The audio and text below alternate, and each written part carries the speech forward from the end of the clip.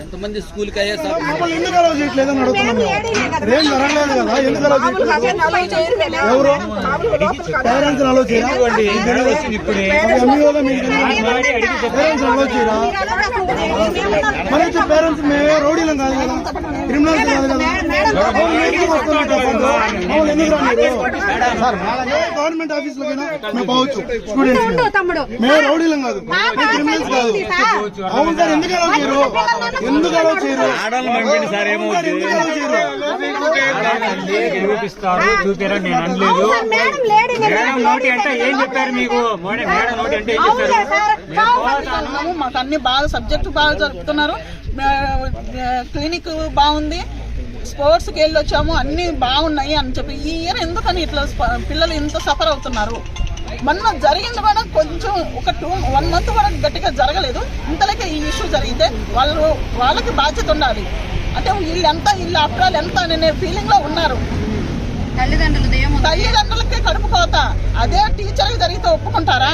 అది కూడా చెప్పండి. ఫోన్ కార్డ్స్ కూడా తీసేసుకున్నారు, టార్చర్ పడుతున్నారు సార్. చాలా ఇబ్బందిగా ఉంది, జైలు లాగా ఉంది, మేము ఉండలేము ఇక్కడ అని చెప్తున్నారు. 4 days తీసేస్తారు. మాట్లాడేదానికి ఫోన్ కార్డ్స్ తీసేసుకున్నారంట, కట్ చేశారు. పెట్టేయచ్చు కదా, అలా పెట్టరుంట. 2 బాటిల్స్ బాటిల్ పట్టుకుండేదానికి పక్కన ఆఫీస్ రూమ్ దగ్గర ఉండే కాడికి పోయినా కూడా ఏమి మీరు ఎందుకు ఇంతసేపు ఇంత టైము ఎవరిని చూసేదానికి అంటే ఏ తీరుగా మాట్లాడుతున్నారో అర్థం కావట్లేదు. కొత్త సబ్జెక్ట్ నేర్పిస్తున్నారా? బాటిల్స్ కూడా మెస్ క్యాన్ నుంచి 2 బాటిల్స్ పట్టుకుని రావాలా? క్యాన్ అవైలబుల్ చేయండి. అది మా స్టూడెంట్స్ మీరు ఎవరి కోసము అనే విషయం ఏంటి సార్? మీరు ఎవరి కోసము అనే విషయం ఎలా మాట్లాడతారు? సబ్జెక్ట్ చెప్పాలా, భయం చెప్పాలా, తిట్టాలా? ఎవరి కోసం అనేది ఏంటి? మా పాపనే అన్నారు సార్, మా పాపని పీటీ డ్రెస్ యూనిఫామ్ వేసుకోకుండా పీటీ డ్రెస్ వేసుకుంటే ఎవరు చూపించడానికి అది అంత ముందు అని చెప్పి వల్గర్గా మాట్లాడింది ఆవిడ.